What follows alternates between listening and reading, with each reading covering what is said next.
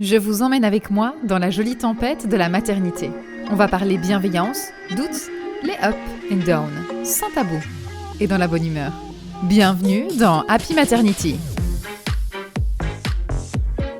le podcast qui va booster ta maternité. Bonne écoute!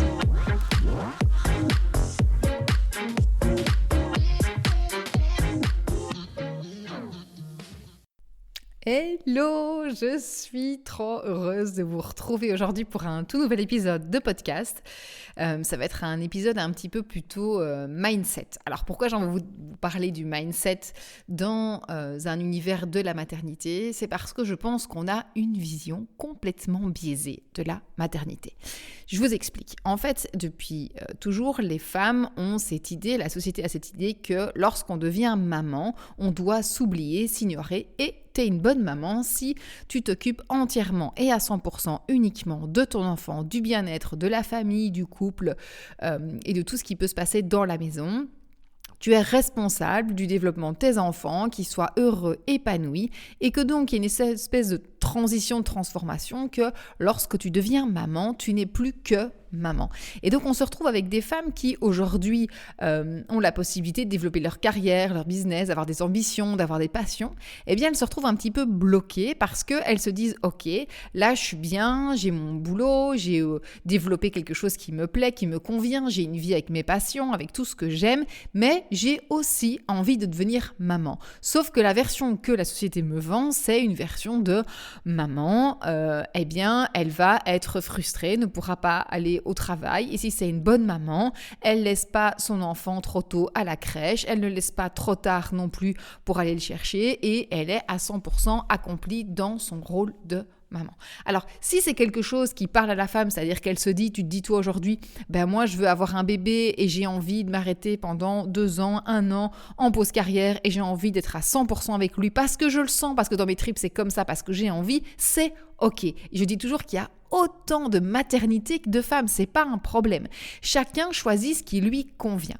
Mais par contre, ce que j'observe beaucoup, c'est qu'il y a énormément de femmes qui ont des ambitions, qui ont des choses qui leur plaisent, qui mettent tout en pause pour l'arrivée du bébé, pas parce que simplement elles en ont envie, mais surtout parce qu'elles pensent que c'est ce que la société attend d'elles et que pour être une maman suffisamment bonne, une bonne maman, c'est une maman qui est à 100% avec ses enfants et qui n'est pas égoïste et qui ne pense pas à elle, qui ne pense pas à son travail. Et c'est quelque chose que j'ai envie de transformer parce que la société a évolué, mais le problème c'est qu'on n'a pas évolué, on n'a pas suivi suffisamment vite l'évolution des femmes et de leurs ambitions. Et moi j'ai une croyance ferme, et je me bats pour ça, j'ai envie d'aider un maximum de femmes, c'est de se dire ok, tu peux avoir de l'ambition, tu peux avoir un travail qui te fait surkiffer et en même temps avoir la maternité de tes rêves. Sauf qu'évidemment, moi j'ai beaucoup de femmes qui me contactent, qui me disent écoute Aurélie, moi je suis bien dans le boulot, j'adore ce que je fais, mais j'ai terriblement peur quand je vais être maman, je vois bien que ça prend du temps, donc elles sont conscientes, les femmes sont tout à fait conscientes de ce qui va se passer dans le postpartum, enfin la plupart se disent bah oui, ok, je sais bien qu'il va y avoir beaucoup de modifications, je vois bien qu'il y a quand même, on sait qu'on est à entre 30 et 70%, donc 70% s'il y a des Français qui m'écoutent, entre 30 et 70%, ça dépend des pays d'Europe, c'est pas tout à fait les mêmes. Mais par exemple, nous, en Belgique, en Wallonie, il y a jusqu'à 60% des femmes qui auront soit un épisode de dépression transitoire, soit un burn-out dans leur postpartum.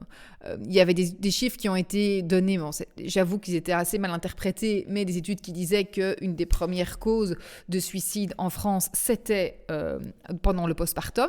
Et donc, tout ça pour vous dire, on n'est pas là pour faire, on est dans Happy Maternity, donc je ne vais pas vous faire un tableau noir, pas du tout. Mais on est réaliste, il y a des modifications qui se passent dans le postpartum. Et moi, je pense que c'est absolument pas de la faute de la femme, mais c'est de la faute de l'idée de la société, de l'inconscient qu'on a mis dans cette tête-là, comme par exemple, c'est magique, hein.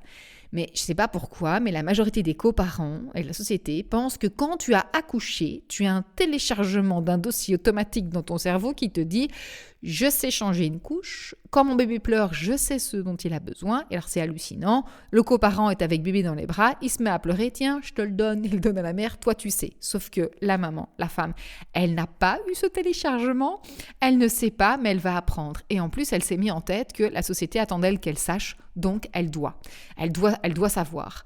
Et le truc, c'est que elle va se mettre en tête ça, mais du coup, elle va culpabiliser quand elle n'y arrive pas. Elle va se forcer, elle va recommencer.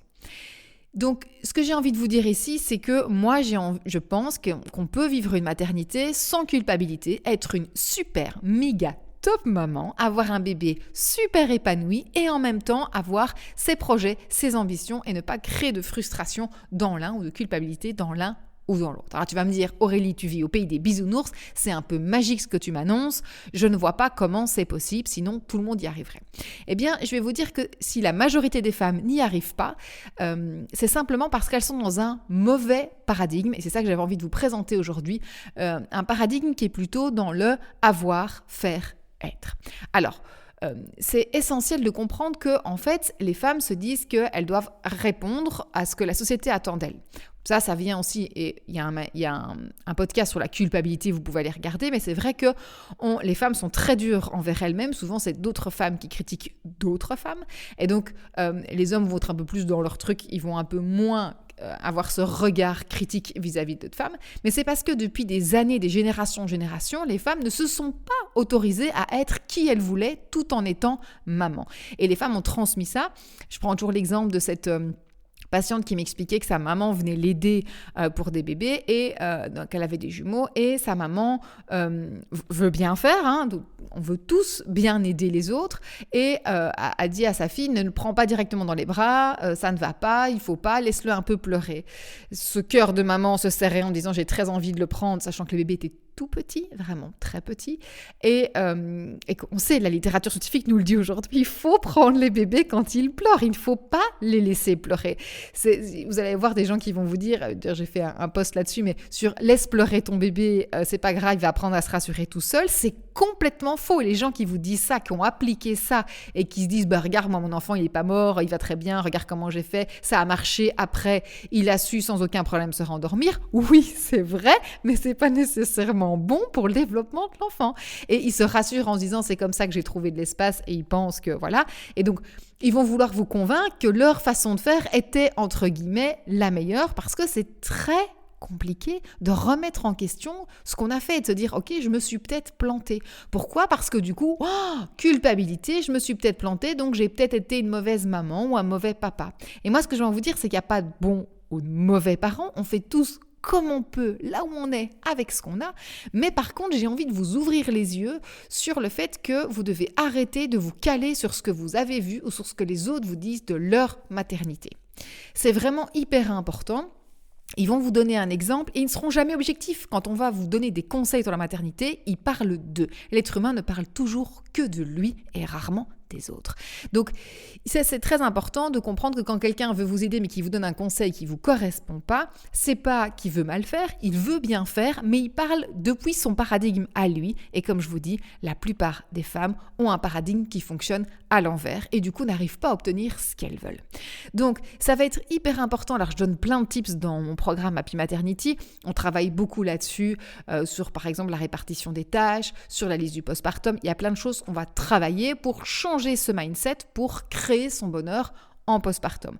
Donc j'ai envie de dire que l'idéal, c'est quand même de préparer ça pendant la grossesse. Maintenant, si vous êtes déjà dans le postpartum, oui, c'est possible, évidemment, de créer ça. C'est plus compliqué. Comme je dis toujours, la magnifique tempête de la maternité, une tempête, ça se prépare. Demain, vous avez une alerte ouragan. Vous savez que vous devez, vous barricader, aller faire des courses, faire attention à ce que vos fenêtres soient bien protégées. Vous allez le faire avant et pas pendant. Alors, c'est possible pendant. Je ne dis pas que c'est impossible. C'est juste un peu plus compliqué et un peu plus complexe. Dans Happy Maternity, j'accompagne les mamans autant qui sont enceintes ou qui sont dans le postpartum et on va vraiment travailler ça et préparer ça. Parce que je suis convaincue que toutes les femmes peuvent vivre la maternité de leurs rêves en ayant des ambitions sans avoir besoin d'avoir de la culpabilité régulièrement. Je trouve que ça empoisonne la vie des mamans. On peut être une super maman et être une femme super ambitieuse et avoir toujours ses projets. Et qui vont vous dire ça ne dépend que de l'organisation. Certes, on aborde l'organisation de Happy Maternity, c'est oui, ok, mais par contre, il y a tout un changement de mindset à avoir, une façon de penser, un paradigme qui va modifier votre postpartum par la suite. Et donc ça, c'est ce que j'adore faire dans Happy Maternity, c'est vraiment transformer ces croyances chez les femmes, les coacher, les accompagner et les aider à réaliser la maternité de leurs rêves, sans jugement, sans copier-coller ce que moi j'ai fait, simplement en leur donnant les outils et en allant chercher qu'est-ce que tu veux toi en tant que femme et en tant que maman, sans culpabilité, s'il n'y a personne qui te regarde, tu es sur une île déserte, tu veux quoi toi, avec quoi tu te sens bien, sachant que ça peut se modifier évidemment dans le rôle de maman, peut-être qu'une fois que bébé sera là, tu auras d'autres objectifs et c'est pas un souci, on va faire en sorte de chaque fois les réaligner avec ce que tu veux et ça c'est l'avantage d'être bien accompagné. Donc j'ai envie de vous dire déjà, si ça vous parle ça, c'est hyper important de vous faire accompagner. Alors peu importe si vous prenez Happy Maternity, moi je serais très contente de vous accueillir, mais je ne suis pas l'unique et la seule. Peut-être qu'il y a d'autres types de personnes qui vont vous parler. Il faut prendre quelqu'un avec qui vous dites ok, on a la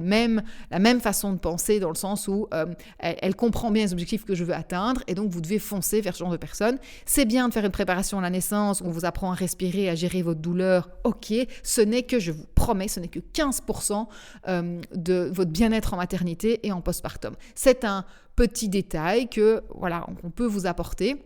Moi, je le fais aussi, Happy Maternity, on a aussi toute la gestion de la douleur, la respiration, les positions d'accouchement, évidemment que j'aborde tout ça parce que ça fait partie, je vous dis que c'est 10-15%, ça fait partie du développement, mais évidemment, nous, on va aller beaucoup plus loin. Happy Maternity, c'est pas juste une préparation à la naissance du tout, c'est vraiment un espèce c'est un coaching, c'est vous aider à vraiment à atteindre la maternité de vos rêves avec des outils sur le corps, sur le mindset. C'est vraiment quelque chose de pour les femmes ambitieuses qui n'ont pas envie de faire de compromis en fait et qui veulent avoir la maternité dans laquelle elles se sentent bien. Et donc on donne plein d'outils à ce niveau-là. Mais donc c'est important, j'ai envie de vous dire que vous preniez Happy Maternity ou pas du tout, peu importe. L'important c'est de bien vous préparer pendant la grossesse pour votre postpartum. Si vous êtes déjà dedans dans le postpartum, entourez-vous pour essayer de vraiment transformer votre maternité en quelque chose qui vous correspond, qui vous convient.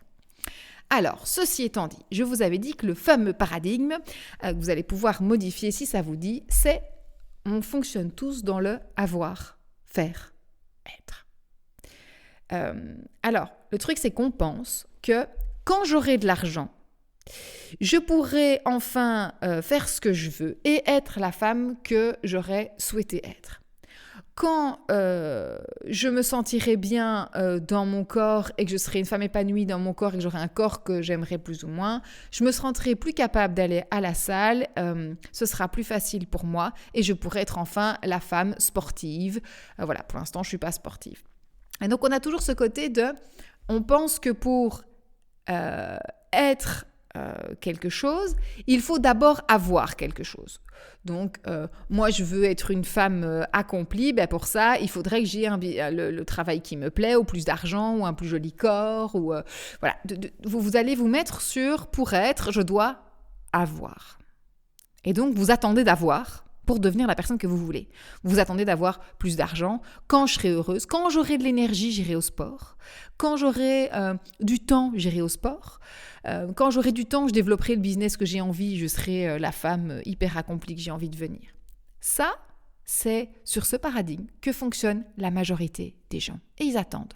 Sauf que l'énergie pour aller à la salle de sport, vous l'aurez de temps en temps. De temps en temps. Mais quoi ? Du coup, qu'est-ce qui se passe si vous n'y allez que quand j'ai du temps ou que quand j'ai de l'énergie ?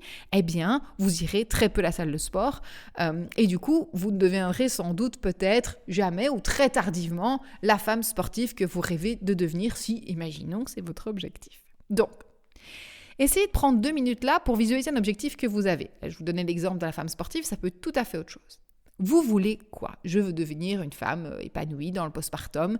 J'ai envie d'aligner ma carrière et de ne pas culpabiliser et d'avoir aussi être une bonne maman et d'avoir du temps pour elle. Je veux avoir du temps pour les deux. Imaginons que c'est un objectif, vous voulez avoir du temps pour les deux. Et donc, vous attendez d'avoir du temps pour les deux pour devenir une femme qui a du temps pour les deux et qui est bien. Donc, je vais vous dire qu'il va falloir changer votre paradigme. Votre paradigme avoir, faire, être doit se transformer en être, faire, avoir. Alors, vous entendez peut-être des fois sur les réseaux le fake it until you make it. Donc, fake it, fais semblant jusqu'au moment où ça arrive, until you make it. Le problème, c'est que ça, il y a eu beaucoup d'escroqueries sur les réseaux sociaux et ailleurs sur Internet où on voit qu'il y a des gens qui font style « moi, je suis millionnaire », ils filment des vidéos, ils vont à Dubaï, ils ont économisé pendant 3 ans pour aller à Dubaï pour filmer une Porsche qu'ils ont louée vite fait et se mettre en décapotable, peu importe, et ils se filment et ils disent « regarde, fake it, je suis millionnaire ». Ils te vendent un programme pour que toi aussi tu le deviennes et ils espèrent comme ça devenir millionnaire. C'est évidemment pas ça, cette image-là que je vais vous envoyer. Le fake it until you make it est mal interprété.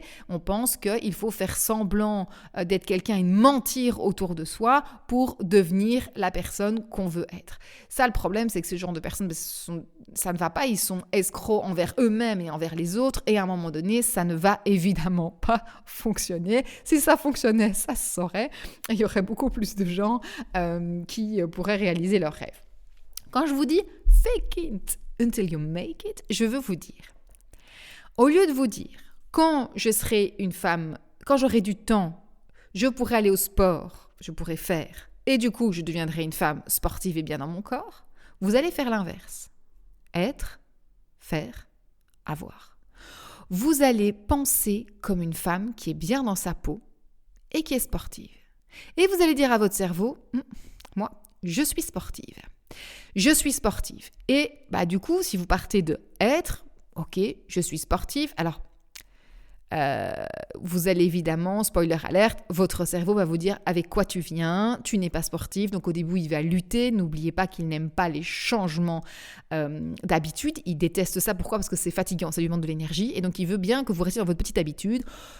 Écoute, je vais prendre mon exemple, Aurélie, tu n'as jamais été sportive, tu ne l'es pas, donc arrête tes bêtises, tu ne vas pas aller au sport là maintenant, tu vas regarder un Netflix ou passer l'aspirateur, tu as certainement un mail à traiter ou un autre truc à faire. Et donc, le cerveau va vouloir me convaincre que je suis non sportive parce que je veux changer mon habitude. Et donc, ça, c'est tout un travail. On le fait aussi, je coach pas mal de femmes pour pouvoir changer. Il y a plein de petits tips pour changer les habitudes. Mais ce que je veux vous dire là, c'est vraiment ce changement de paradigme. C'est de vous dire, OK, je veux être une femme bien dans mon corps, bien dans ma peau et être sportive. Comment je peux me comporter, je vais essayer de penser comme une femme sportive, donc comme si j'étais fake it, comme si j'étais moi, je suis une femme sportive. Qu'est-ce qu'elle fait une femme sportive ? Elle va au sport, elle va prendre du temps pour l'activité physique, elle va faire du renforcement. Alors, si vous me connaissez un peu longtemps, vous savez que pour atteindre un objectif, que ce soit physique ou psychique, il faut arrêter de se mettre des objectifs de dingue en disant « ouais, demain, je vais aller 5 fois par semaine à la salle ». Ça ne marchera pas parce que votre cerveau, en tout cas, ça ne marchera pas suffisamment longtemps parce que votre cerveau n'aime pas les changements d'habitude et que là, vous lui demandez beaucoup trop haut, vous allez vous mettre en échec. Si vous vous dites, j'y vais 5 fois par semaine et que 3 semaines de suite, vous n'y allez que 3 ou 4 fois, vous envoyez l'information à votre cerveau, je ne suis pas fiable, donc ça ne vaut pas la peine que je continue, je me mets en échec, donc je vais arrêter et c'est une mauvaise information au cerveau à donner. Donc, l'idéal, c'est de commencer par des petites choses. Donc, une femme sportive, elle va à la salle ou elle va courir ou elle prend du temps. Vous me connaissez, moi je sais que par exemple, vous dites je veux retrouver mon ventre postpartum, il faut arrêter de penser qu'il faut aller 1h30 à la salle pour retrouver son ventre postpartum. Il y a des exercices où vous les faites 10 minutes par jour, un peu tous les jours. Si vous partez de rien, je vous assure que votre ventre va se transformer. Donc, juste vous dire, ok, eh bien, une femme sportive, elle prévoit du temps pour ça. Je vais me dégager du temps et je vais me dégager X temps dans le sport. Ou elle a une super tenue de sport qu'elle adore. Eh bien, moi, je vais aller dans un magasin de sport et je vais me commander une super tenue parce qu'elles sont bien habillées, elles sont bien dans leur corps. Je vais choisir une tenue qui me plaît. Et puis, vous allez commencer à vous comporter, donc à avoir des actions comme une femme sportive. Avoir votre sac dans votre voiture ou à la maison, avoir un petit bibi qui sonne, changer l'habitude, ça c'est encore une autre façon de mettre en application, et commencer à vous comporter comme une femme sportive et donc à faire comme. À force de faire comme, vous allez changer votre vision et petit à petit, vous aurez le corps de vos rêves et vous aurez atteint l'objectif que vous vouliez obtenir. Vous allez trouver du temps et vous allez commencer à transformer votre corps. Par exemple, je prends l'exemple du fumeur. C'est très intéressant de se dire que quelqu'un qui veut arrêter de fumer et qui se dit moi je veux devenir non-fumeur. Ok, il est fumeur, Il veut devenir non-fumeur. Et donc, il va stresser et paniquer, s'empêcher d'aller à des soirées, par exemple, ou voilà, ah non, je ne vais pas sortir ce soir, je sais qu'il y aura des fumeurs, on va me proposer une cigarette, ça va me mettre mal à l'aise, et je vais devoir dire oui, non, mais je suis fumeur, mais j'essaye d'arrêter. Donc, s'il se répète ça à son cerveau tous les jours, je suis fumeur, mais j'essaye d'arrêter, le cerveau comprend, je suis fumeur. Il essaye d'arrêter, c'est bien, essaye. Mais il est fumeur, en fait. Donc, on est fumeur. Nous, on est tous fumeurs ici, dans le cerveau. Il se dit, ok. Et donc, on envoie une mauvaise information. On va droit dans le mur. Sachant que, par exemple, pour la cigarette, on sait que je crois que c'est, si je ne me trompe pas, 3 à 4 jours de dépendance physique. Après, c'est majoritairement du psychique et de l'habitude. C'est pour ça qu'il y a autant de trucs qui se vendent pour arrêter la cigarette, pour vous mettre à l'activité physique. Les salles de sport se font des fortunes parce qu'ils ont très bien compris qu'en fait, c'était très compliqué de changer une habitude. Et donc, c'est pas par la volonté qu'on change une habitude, c'est le début, la volonté, mais c'est par la discipline, le fait d'être discipliné. Et ça, c'est quelque chose qui est très complexe et très compliqué, surtout si on le fait seul et voilà, qu'on a du mal. On a toujours besoin d'être quelqu'un qui peut vous booster. Donc, c'est ce que je vous propose aujourd'hui, c'est de changer ce paradigme. Même si au début, ça va vous paraître un petit peu bizarre, vous aurez l'impression de vous mentir, eh bien, ça va être hyper intéressant de modifier ce paradigme progressivement pour obtenir ce que vous voulez. Donc, arrêtez de penser que quand vous obtiendrez X, Y, Z, vous serez enfin la meilleure version de vous-même, ce que vous voulez. C'est pas du tout comme ça que vous allez y arriver. Vous devez arrêter de vous trouver des excuses et passer à l'action et de vous dire « Ok, je vais faire avec ce que j'ai là aujourd'hui, me sentir comme. » Et ça passe comme vous vous promenez dans la rue, eh bien hop, comment je me sentirais si j'avais enfin ce que je voulais, quelles émotions j'aurais. Il y a une phrase que j'adore, vous pouvez faire, donc je vous donne un petit tips organisationnel à faire à la maison. Le soir quand vous allez vous endormir, moi je préfère le soir mais ça peut être le matin. Si vous avez un peu de temps le matin quand vous vous réveillez, ça peut être dans la voiture si vous avez un petit peu de temps dans les bouchons, les embouteillages. Quand vous allez vous endormir ce soir, vous allez vous endormir en vous disant « Ah, comment je me sens là maintenant que j'ai réalisé mon objectif ?» Donc vous allez vous mettre en situation de « Ça y est, vous avez réalisé l'objectif. Vous êtes la personne que vous voulez, vous avez ce que vous voulez aujourd'hui. Vous avez votre objectif. Il est là. » Comment vous vous sentez? Quelles sont les émotions qui sont arrivées jusqu'à vous à ce moment-là? Vous feriez quoi? Vous ressentiriez quoi? Vous le faites ça régulièrement tous les soirs pour envoyer à votre cerveau, et ça peut prendre, prenez 3 minutes, ça peut prendre très peu, mais vous visualisez des images, des couleurs et des sensations et les émotions, c'est ce qui est le plus important.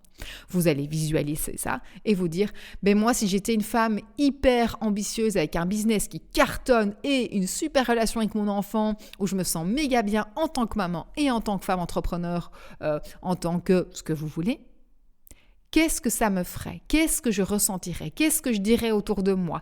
Qu'est-ce qui se passerait de différent? Et ancrez-vous dans cette nouvelle réalité progressivement. Ensuite, donc ça c'est vous faites semblant, entrez dans, même s'il y a un peu de résistance. Ensuite, après, vous allez passer à l'action. Des petites actions, commencez pas à faire des trucs de dingue. Petites actions. Eh bien, elle ferait ça, je ferais ça. Vous faites des petites actions régulièrement. Vous vous fixez des objectifs et surtout, votre to-do list, donc votre mini-action, ça peut être une bête action, il faut absolument qu'elle soit faite. Parce que si vous mettez une mini-action, je vais faire 10 minutes de renforcement 3 fois par semaine et que ça, vous ne le tenez pas, en fait, votre cerveau va vous renvoyer une information, tu vois, tu n'es pas capable. Donc, il faut vous fixer vraiment un truc où vous dites, ok, ça c'est large, je peux le faire large, il n'y a pas de souci, ça, je peux trouver le temps. Après, on change les habitudes, ça c'est encore autre chose, nous qu'on travaille, mais vous pouvez vous mettre des post-it, des rappels sur le téléphone, ce que vous voulez, et vous allez transformer votre habitude. Et je vous assure qu'à force de visualiser tous les soirs, un petit peu, 2-3 minutes, si ce n'est pas tous les soirs, c'est pas grave, ça peut être 2-3 soirs par semaine, vous faites cette visualisation-là. Avec de l'émotionnel, vous vous posez souvent la question « Ah, maintenant que j'atteins mes objectifs, comment je me sens ?» Ensuite, vous passez à l'action sur une petite action, ça peut être une petite action après l'autre, mais vous la réalisez chaque fois avec de la discipline. Donc, visez plus bas que ce que vous êtes capable de faire pour pouvoir satisfaire votre cerveau et dire « regarde, je l'ai fait, t'as vu qu'en fait, si, je suis capable de… » Et donc, petit à petit, il va transformer votre croyance et vous allez petit à petit atteindre votre objectif. Ça peut prendre, je n'ai aucune idée, ça dépend de votre objectif, ça peut prendre des semaines, des jours, des mois, peut-être même des années, ça dépend. Vous voulez être PDG de ou créer votre business, être libre financièrement et géographiquement tout en étant avec un bébé. Enfin voilà, ça dépend de votre objectif, mais il va finir par être atteint. Alors évidemment, si vous voulez atteindre des objectifs comme ça, c'est évident qu'il faut bien vous entourer. L'idéal, évidemment, c'est d'avoir quelqu'un qui vous coach et qui vous soutient, vous renforce dans cette idée-là et qui est relativement indépendant de votre vie actuelle. Parce que le problème, c'est que les gens qui sont dans votre vie, certains que vous avez actuellement, si vous changez d'habitude, ou vont peut-être pas vous comprendre, si vous ne vous calez pas, ils vont peut-être se comparer et voilà, ça peut parfois être compliqué, mais si vous avez un coparent qui est suffisamment motivant et tout, ça peut déjà vous aider. En tout cas, vous entourer de personnes qui correspondent à l'objectif que vous voulez avoir. Ça va être hyper important de vous entourer de personnes qui sont inspirantes, motivantes, qui ne vous freinent pas, qui ne calent pas leurs idées, leur vie en disant tiens, elle fait comme ça avec son bébé, ça veut dire qu'elle trouve que ce que moi j'ai fait c'est nul. Non, il faut arrêter de se comparer, on a chacun nos façons différentes de faire et ça ne sert à rien de passer du temps à se comparer, on doit toutes nous écouter. Donc si vous avez l'entourage qui fait en sorte que vous vous écoutez, que vous dites ok, toi tu veux quoi et comment tu te sens. Et donc j'en viens à mon dernier détail, j'ai enregistré un podcast avec une de vous, une maman qui a accouché, c'était vachement intéressant, où elle m'a renvoyé un petit message après le podcast, où elle m'a dit « Ah Aurélie, j'ai oublié de parler du fait qu'en fait, le plus important, c'est d'écouter son instinct et de se faire confiance. » Et c'est vrai. Et j'ai envie de dire, c'est la base de tout. Mais par contre, c'est pas toujours facile, évident, surtout en postpartum, parce qu'on est beaucoup plus sensible, on a du mal à s'écouter. Il y a plein d'autres émotions qui arrivent en route. Et donc, c'est important d'avoir quelqu'un à vos côtés qui vous répète tout le temps « Tu as raison de te faire confiance et regarde, oui, c'est normal ce que tu ressens, on va mettre ça et ça en application et on va te booster, te motiver pour atteindre tes objectifs. » J'espère que ce podcast a pu vous apporter des outils et des clés. Essayez, testez. Et si vous testez ce changement de paradigme, n'hésitez pas à m'envoyer un petit message pour me dire où vous en êtes, ce que vous avez pu réaliser, ce qui a été compliqué, ce qui a été facile. N'oubliez pas que le bonheur, ça se crée et que le bonheur, si c'était ultra simple et la voie de la facilité, tout le monde serait déjà dedans. Ça n'est pas le cas parce que ce n'est pas toujours évident. Mais je sais que vous en êtes capable à votre niveau et commencez surtout là où vous en êtes maintenant. Donc l'objectif, c'est de passer à l'action après le podcast. N'hésitez pas à me faire un petit retour sur Instagram. Si ça vous plaît, abonnez-vous à la chaîne. Ça me permet en fait de propager un petit peu ma vision de la maternité et d'aider un maximum de femmes à allier leur carrière, leurs ambitions, donc être une femme ambitieuse, mais aussi être une maman super épanouie et heureuse dans ce rôle de maternité. Et donc, ça me ferait aussi super plaisir. Vous pouvez me retrouver aussi sur Insta, dans Happy Maternity Planner, et on peut échanger avec grand plaisir. Je vous souhaite une très belle journée, une très belle soirée ou nuit, en fonction de quand vous m'écoutez. Je vous remercie d'avoir pris le temps de m'écouter jusque-là. Ça m'a fait très, très plaisir de vous faire ce petit podcast. Et je vous dis à bientôt.